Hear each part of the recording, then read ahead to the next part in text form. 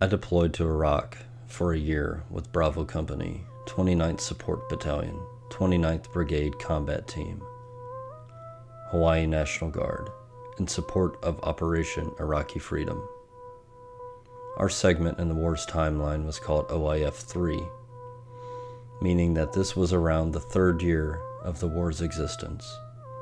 This also happened to be the final year of my 8-year enlistment, a despicable fact, as I had hoped to beat the odds and avoid the chance of losing a limb, an eye, or worse, by deploying to the Middle East like what seemed like every other Joe Schmuckatelli in the military. Most everyone in all of the branches of service had at least deployed once to either Afghanistan or Iraq, and many to both multiple times.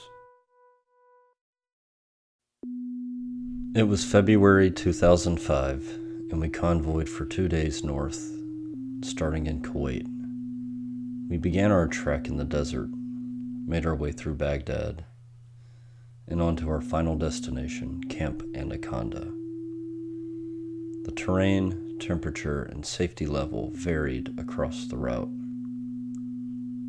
From the desert huts to city office buildings, mosques and churches, and farmhouses too, I wondered about the people here. Who are they? How are they surviving in this chaos? How will we survive? I had met a few Iraqis before, but they had taught me Arabic in the United States. This was Iraq, a place filled with Iraqis, some happy, some angry, many poor, many armed. When we reached Camp Anaconda, I was surprised at how green and lush much of the landscape was, especially around the base. There were farms and orchards everywhere. That particular day, when we first arrived and met up with the rest of our company, the weather was cool and I hadn't at all felt how I expected I would. I imagined being there in a country we had invaded and reduced to rubble and violence was going to feel like living on Mars, choking, hostile, with a mood of lonely permanence. But it was nice out, and I was surrounded by smiling, welcoming faces. We had been worried for each other, but I would eventually figure out that we were not the ones in the greatest danger. I leapt down from my truck, and we all said our hellos. Then I saw a puppy running around, between our boots and under the trucks.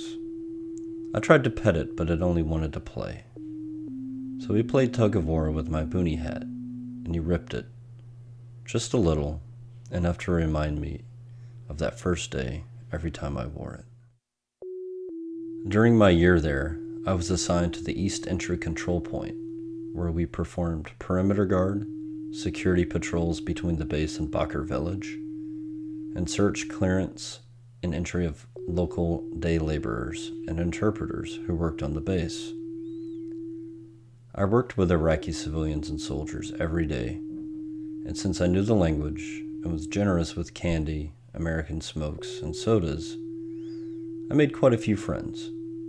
They would bring me food, local specialties like kebab and baklava, and I would eat with very little suspicion.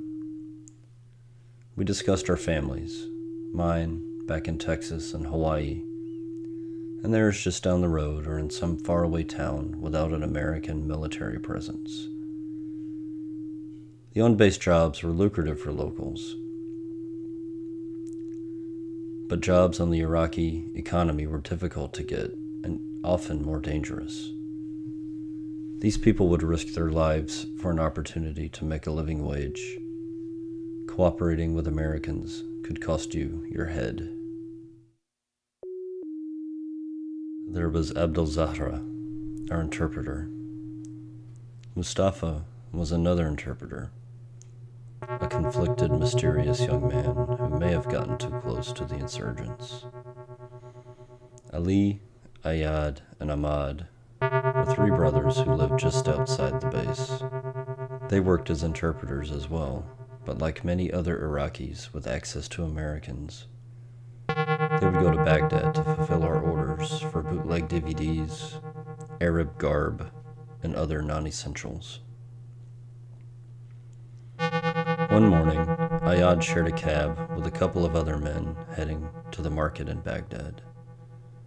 The driver and all of the passengers, including Ayad, were murdered by insurgents. Maybe one of the passengers was being specifically targeted. Maybe not. It didn't seem to ever matter. Everyone was a target. Many of these Iraqis that I befriended told me of their dreams of being in the US, where there was safety, money, and opportunity for everyone. That dream was something we all shared.